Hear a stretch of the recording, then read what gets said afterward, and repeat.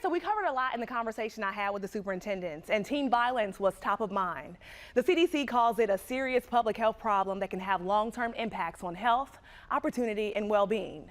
Education experts say that means if you put all three of those things together with few resources and no solutions, it could potentially lead to us losing a generation of young people. You speak about gun violence. Where are we failing these at-risk teens? Is it at home?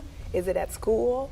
Is it both? I think it's a combination of things, because what we recognize is that anything that we see in a school quite often is the manifestation of what we see in our neighborhoods and our communities. So it is about knowing and understanding that it's not a singular thing, that is multifaceted, and that we've got to address that in the different places that it takes place. But it's not just schools. When we think about the weapons that make it into our schools, they're either stolen from a car, and cars or vehicles are not gun safes.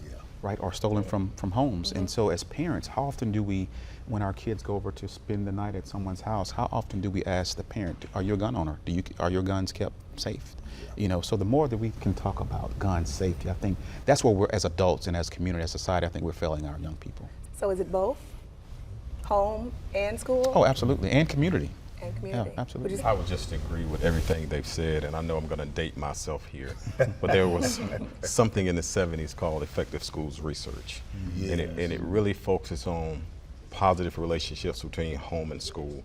I just think we as educators need to make sure we keep those relationships tight, communicate to mama in a positive light, because when you have to talk about the negative, it's a better conversation. You know, teen violence is something that, you know, we're seeing schools and community try and tackle. What are some programs in your schools that could potentially help solve this problem? Let's start with you. So we have a whole host of specific kind of mentoring programs. Now, one of the things that we've had to do is to make sure that any approach that we take does not violate DEI. And so there can be some things that are very intentional. A Black Male Mentoring Club by Black male mentors.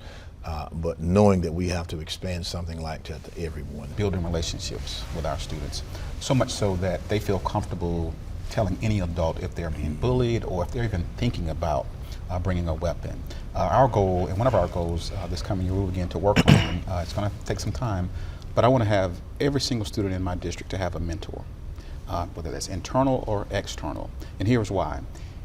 Oftentimes, when you build relationships and have those connections with individuals and they know that you genuinely have their best interests at heart, if they're even thinking about putting a weapon in their book bag, they're immediately thinking of what will Mr. Jones or Miss Smith think about? Accountability. Accountability. We have several mentoring programs as well.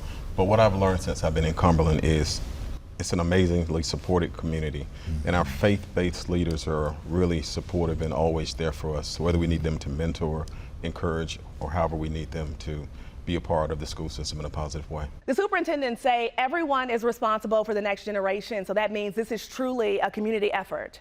In the next part of our conversation, we'll talk about their leadership, the nationwide teacher shortage, and what they say needs to be done to attract more African American male teachers to the profession.